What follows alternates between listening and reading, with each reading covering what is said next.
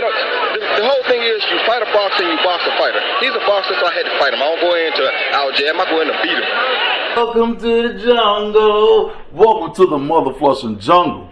What's up, y'all? Champs, chumps, winners, losers, beginners, enders, everybody that's working hard out there to do their thing, make the world a better place. This is Coach Kyle L, baby. Shout outs to the L team.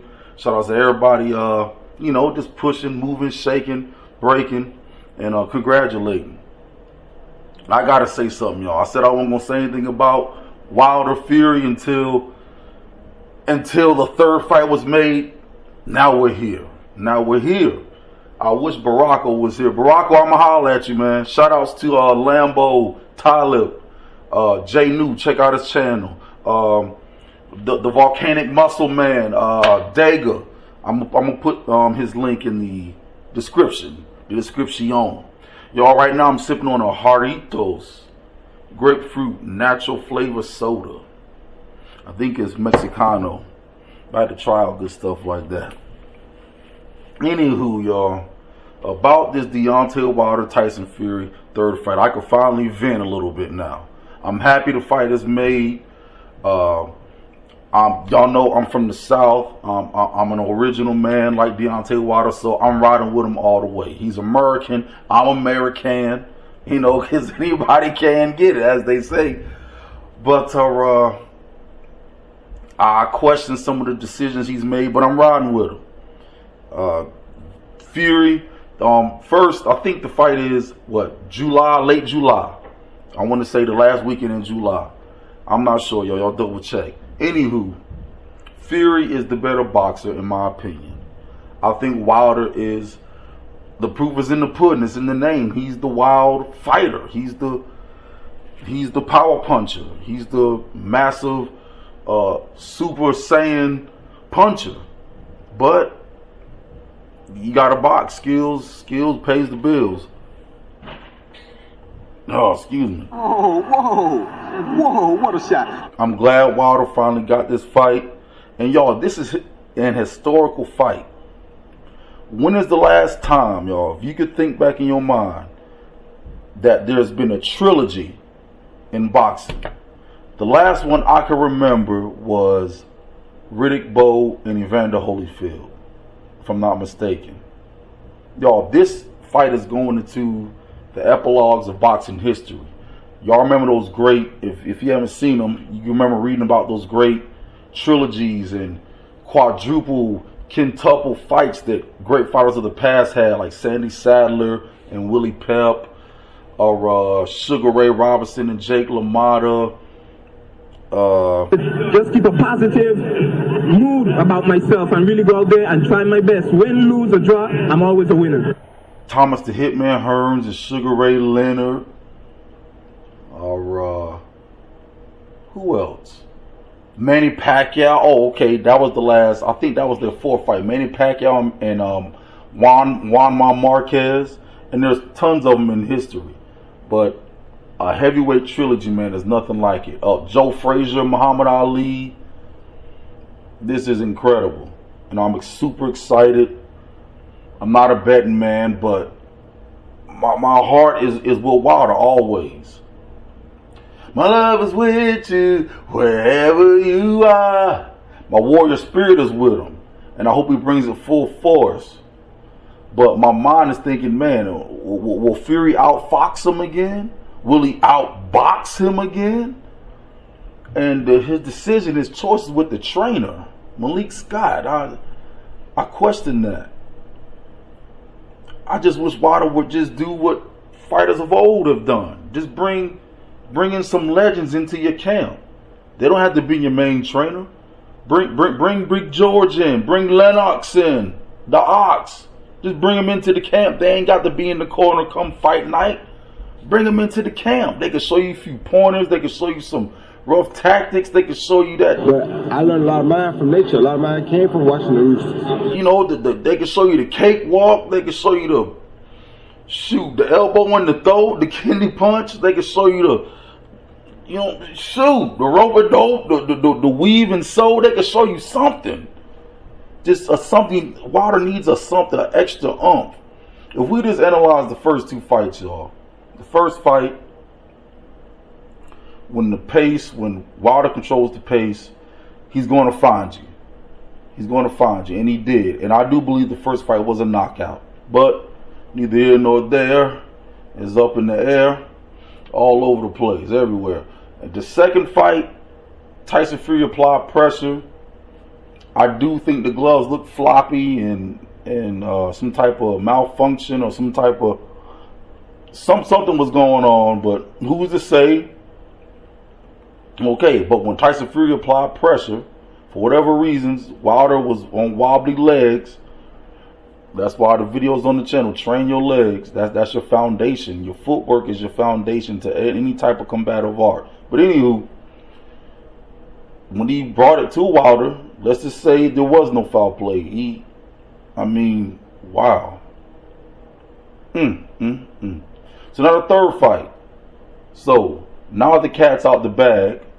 Wilder saw how he won in the first fight, or got the draw.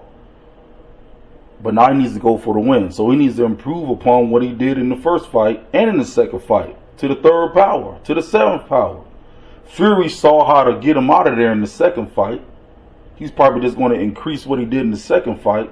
So it would just make common sense that not only do you have to combat with a heavyweight fighter that's taller than you coming forward, and that might be, or that's probably going to use dirty tactics, you need to have a defense for that, a counter for that. And you need to get some of that rough and tough jungle rumbling yourself. Rumble in the jungle. Shoot. Hang them high. Malik Scott. No disrespect to Malik Scott. He's a professional fighter.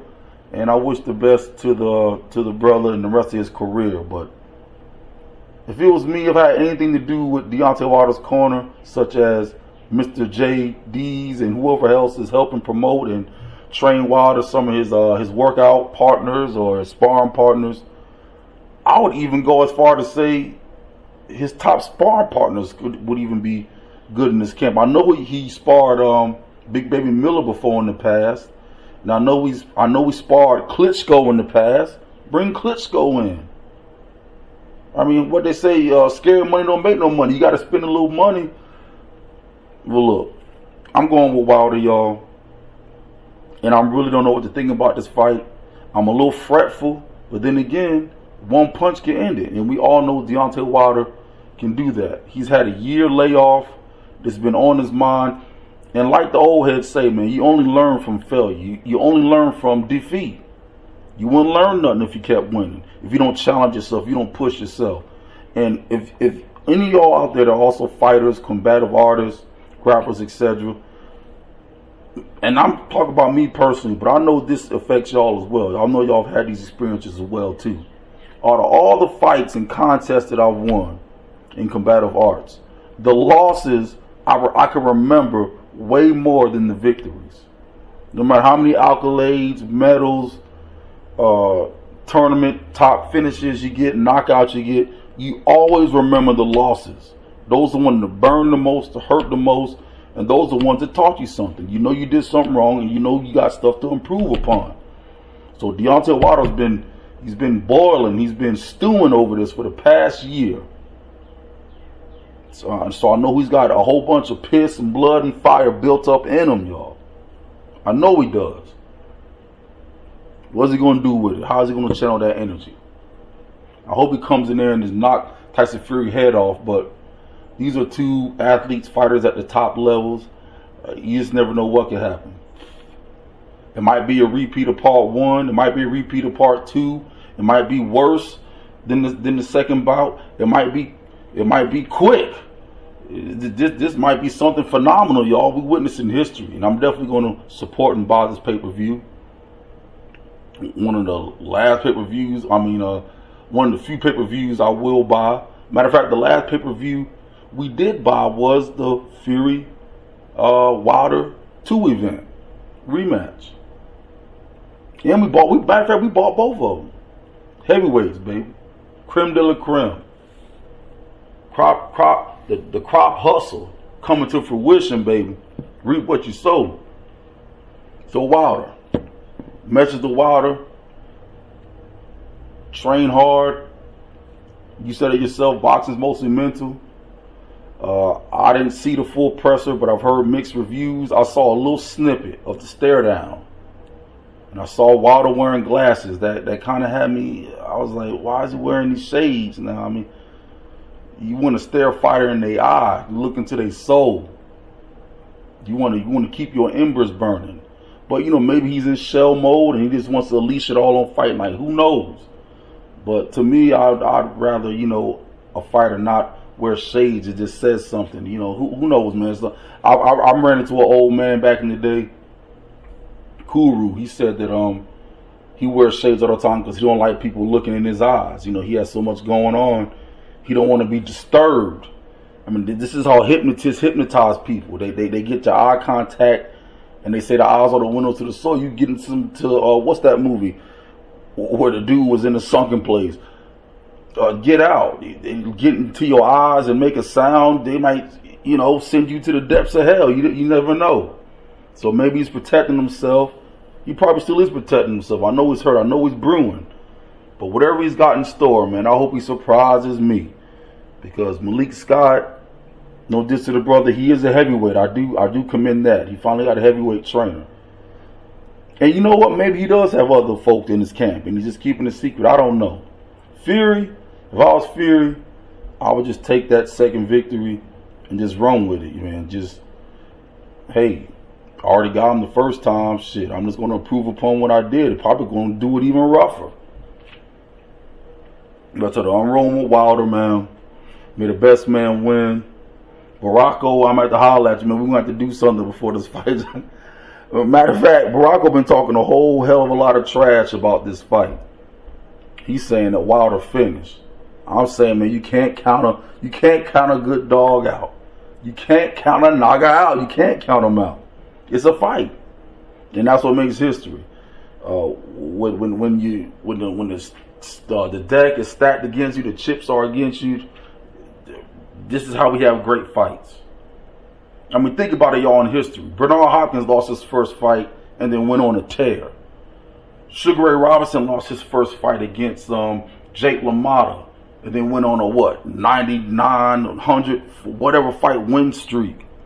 You learn something when you lose. You learn a lot. You change stuff up. You do it with more vigor, more heart, more discipline. And I hope Deontay Wilder has done that. You know what I'm saying? Sugar Ray Leonard lost his first fight against Durant. He came back with a vengeance. Die Hard 3. Die Hard with a vengeance. You know what I'm saying? Whew.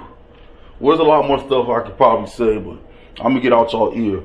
Shout outs to you again, Baracko, man. I'm going to have to get up with you because I know you got a lot of trash talk and I want the people to hear it. But all right, y'all, stay diligent in everything you do. We love you. We need you, man. Sky's the limit. Perfect whatever you're doing, even if you mopping floors at McDonald's, even if you cleaning tile, even if you baking cakes. Perfect what you're doing. Perfect your skill. Take it to the utmost level. You know what I'm saying? I read somewhere that the masters enjoy the simple things about their craft, especially in the combative arts, the shadow boxing. I've seen masters, like, they take one or two simple things, a simple block, a simple punch, do it 10,000 times. It feels so good. You get that rhythm, you get that Well, I'm carrying on now. But anywho, man, y'all stay diligent, man. We're going to holler on the flip side. Peace. And I'll be much more serious. I won't play as much. I'll train harder. This was a good spanking that I actually needed. You haven't heard me complain. I make no excuses. I didn't train like I should. I didn't run like I should. I play in training. I try to entertain the fans. The next time I go to fight him,